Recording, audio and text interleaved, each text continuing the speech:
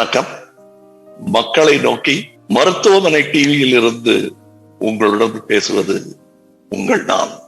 Covid என்ற ஒரு நோய் வெறும் வதந்திதான், அப்படி ஒன்று இல்லவே இல்லை என்று ஒரு சிலர் இன்னமும் நம்பிக்கொண்டிருப்பது எனக்கு வியப்பைத்தான் தந்தது.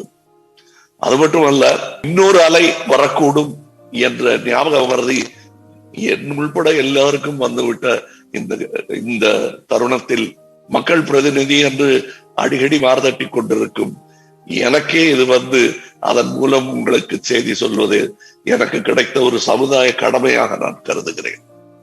இந்த 2 தடுப்பூசிகள் போட்டுக் கொண்டதின் பலனாக இன்று உங்களுடன் இவ்வளவு சாதாரணமாக பேசிக் கொண்டிருக்கிற முடிகிறது. அதற்கு விஞ்ஞானத்திற்கும் மருத்துவத்திற்கும் நான் நன்றி சொல்ல கடமைப்பட்டிருக்கிறேன்.